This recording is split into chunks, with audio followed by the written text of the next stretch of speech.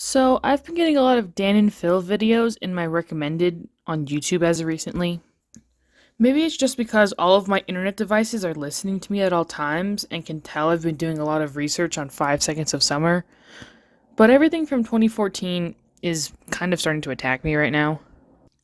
If you don't know who Dan and Phil are, they're a duo composed of YouTubers amazingphil and Daniel Howell, who make vlogger style content where they make videos about their lives and things they find interesting and challenges and such. Their fan base has been known to be quite ravenous, as most fandoms who lived on Tumblr in a pre-Dashcon world were at the time. I was on Tumblr during this time, and yes, I still do have nightmares about the Onceler. Thank you for asking. I just realized that if you don't know who Dan and Phil are, then the last 5 things I said probably mean nothing to you, but I'm not going to rewrite any of this, so just Google it. From 2011 and onward, Dan and Phil would do videos where they baked holiday-themed foods to varying success, and today I thought it would be fun to follow their Halloween baking recipes, just from the video alone, to see how useful the actual video is for making these recipes. I know these were made for entertainment value, so they weren't really made to follow the recipe specifically, but I think it's going to be fun to see how accurate I'm going to be able to do the recipes based on the video alone. I hadn't really realized this, but I was actually quite young when I started watching Dan and Phil, as were most of their audience. I think it's kind of commendable that their content was never really explicit to an extreme degree, and that they were generally a good influence on their audience. Compared to the Jake Pauls and the Rice Gums and whatever YouTuber is popular now, I think Dan and Phil were good influences on the YouTube community as a whole. Maybe I'm just biased, but that's what I think. So let's get on with the program then. Spoiler alert, most of these came out pretty good, but any flops that happened were completely my fault and not the videos at all.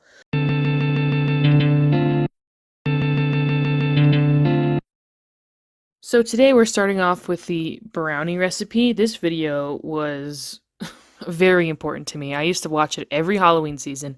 I still kind of do. We're starting by measuring out all the ingredients. This is going to happen for every recipe that I end up doing. This is where we get our first flop of the day. I did not put enough baking powder. I actually only put 1/4 teaspoon instead of a full teaspoon, so that's why my brownies were extremely flat. Not their fault, I'm just a fucking idiot, and also the measuring spoons I was using were broken. Also, it was like probably 3 a.m., so, you know, that's just me being a fucking dunce. Anyways, I measured out the sugar. Someone in my house had eaten all of my chocolate, so I didn't get to use any semi-sweet. They did come out a lot less sweet than most brownies I've had are, and I'm assuming that's just because, again, I'm American, and British baked goods just aren't as sweet as American ones are.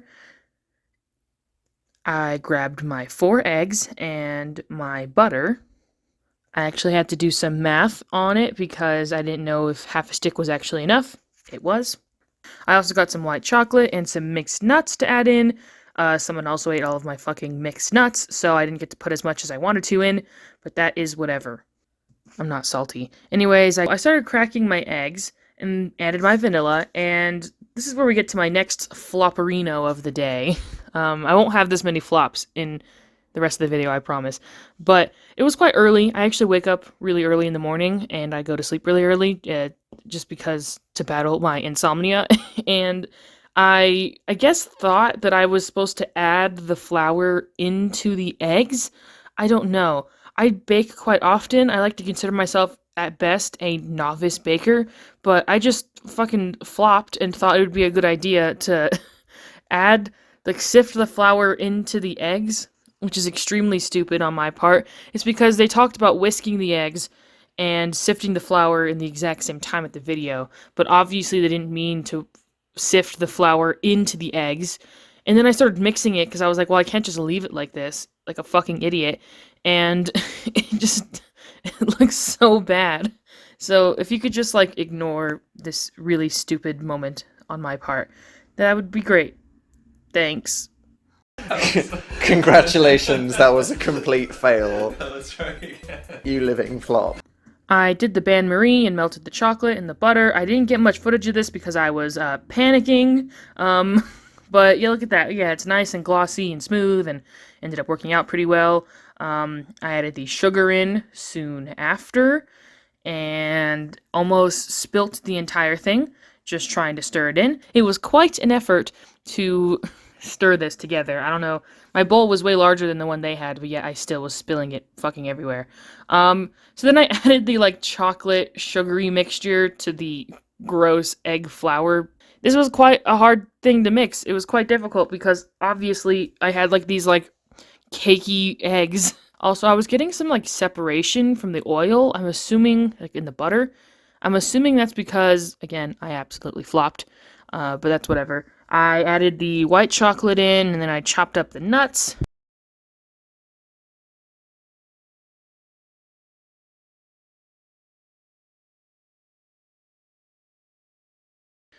My camera just fucking wet the bed as I was pouring the batter into the pan, but I did get a final shot of it, and then it was done.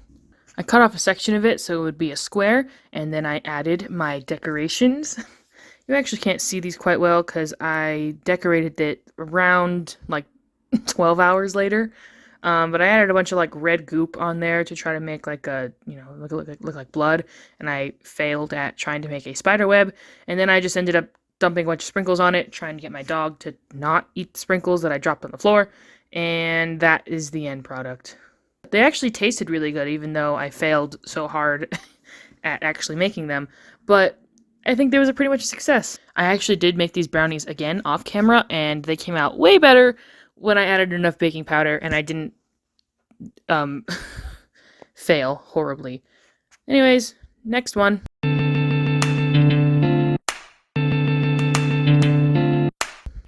So I started off again by measuring all my ingredients. I'll probably just cut most of this out.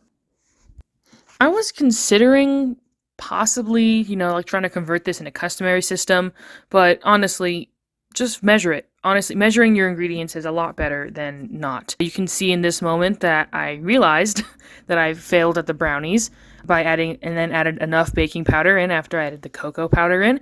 I didn't even realize that I didn't add enough baking powder to the brownies until I did these cupcakes. I'll be honest with you. I realized it and I kind of had like a mini heart attack, and then I went and I added another 3/4 teaspoon of baking powder, so I had enough.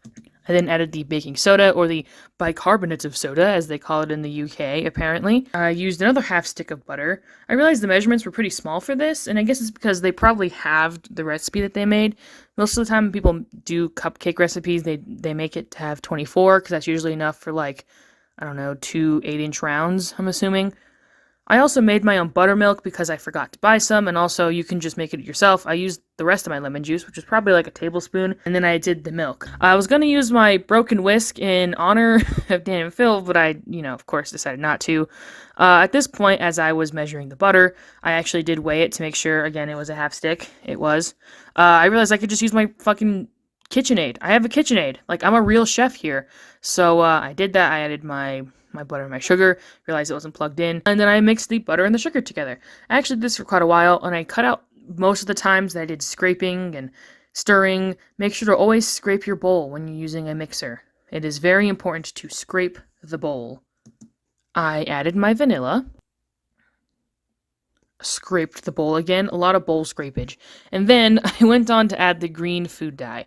I don't know if it's just because in America, like, our green food dye is like considered toxic in the UK or something, but this was so much dye. I did a full tablespoon, and I really don't think I should have.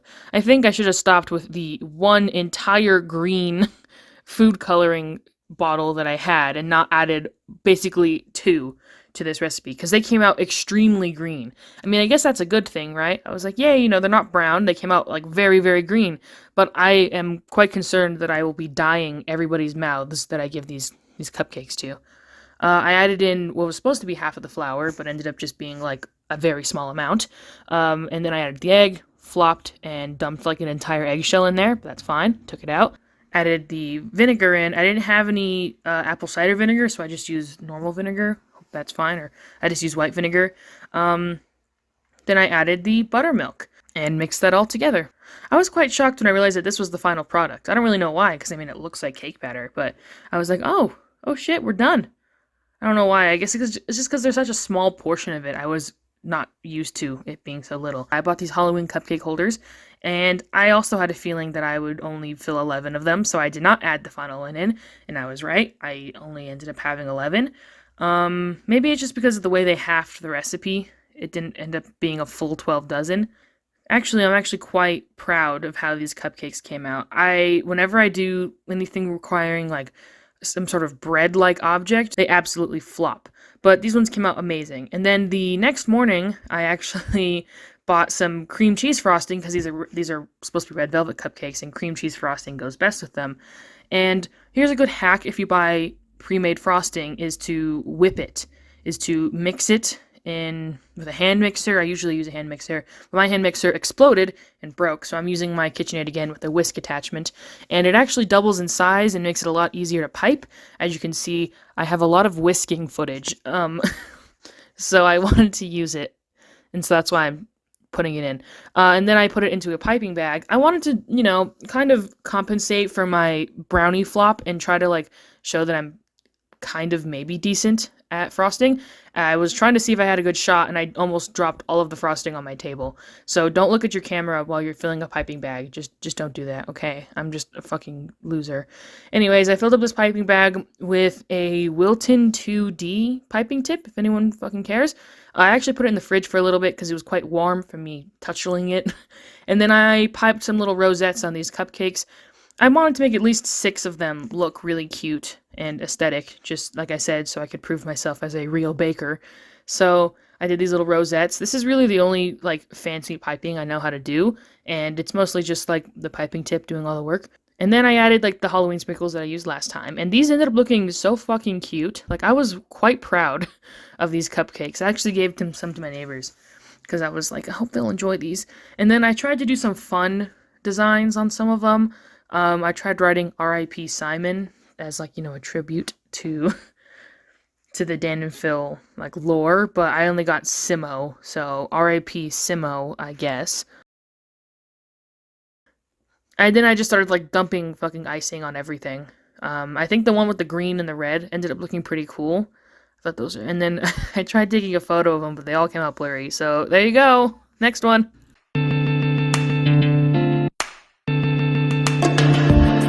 Okay, now we're doing the pumpkin spice pumpkin cookies video. This is actually the first one that I've recorded, so things might look a little different, but that's whatever. I disinfected my kitchen scale because it was really dirty for nefarious reasons, and then I weighed out all of my ingredients again. I think I'm just going to cut out most of this because you've already seen me, like, measure flour like 3 times already, like fucking Jesus Christ.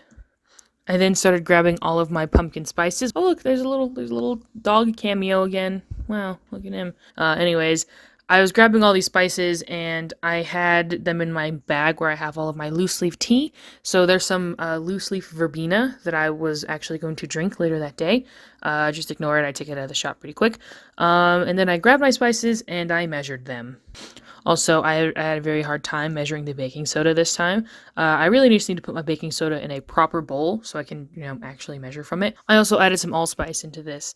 And then I realized I had completely forgotten to buy molasses, so I actually went to the store and bought molasses, and hey, bought those little cupcake molds that I used in the previous clip. How lovely. Then I melted the butter, whole stick. Impressive, actually. And I added my butter and my sugar together, and I mixed them. But I did add my molasses, finally. It was quite a feat to even get it. I was quite upset with myself. I had to, like, run to the store, and it was quite embarrassing. Don't bully me for using imitation vanilla. Thank you.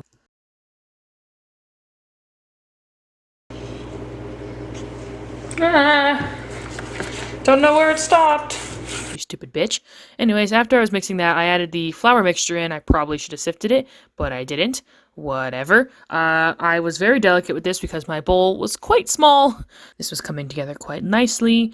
You know when your cookie dough is ready, when your spatula fucking breaks while you're trying to mix it, and it's ready. As I was putting this in the plastic wrap to chill in the freezer, I was quite concerned that it was way too sticky and that I probably should have added more flour. Only just because we're going to be, rolling this out and trying to cut them into designs. So this went into the freezer for 30 minutes.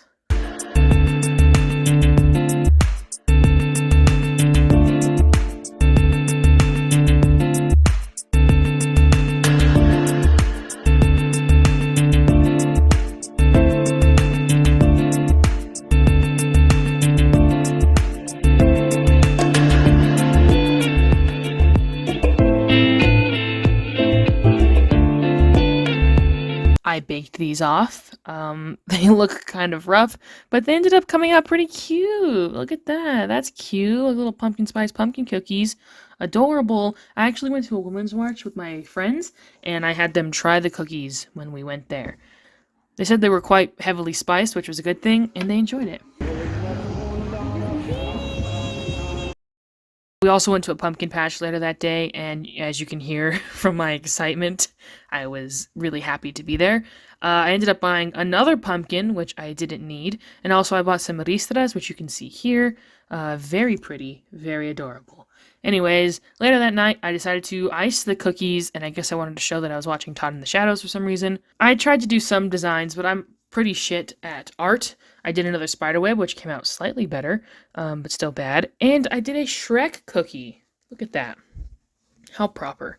And then I tried doing like a blood splatter cookie, but it ended up looking like ass, so I got pretty mad at it. But not too bad, considering it all.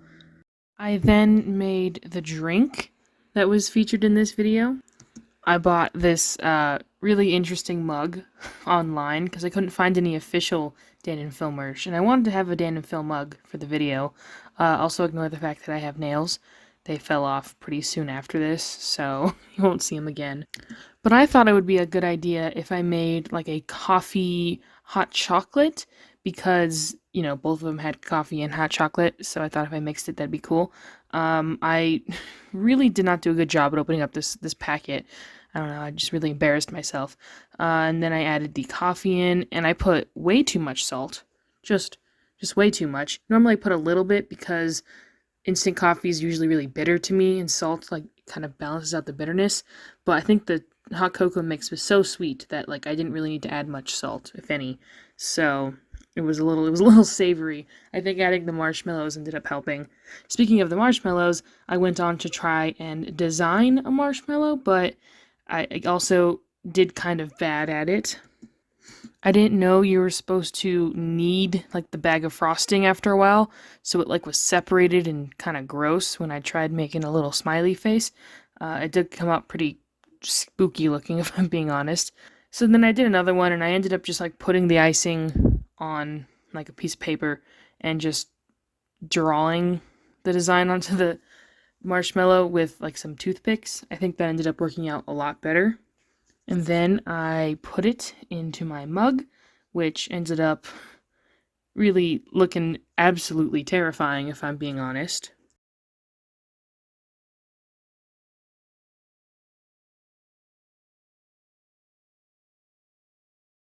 Jesus Christ, that's terrifying.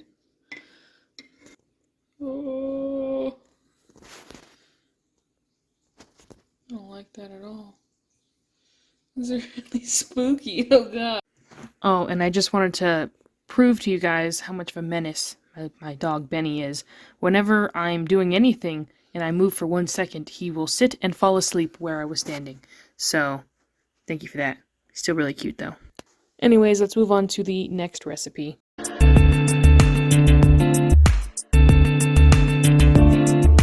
Next we have the Monster Pops, the one I was kind of least excited for. I don't know why. I'm just not a big fan of cake pops.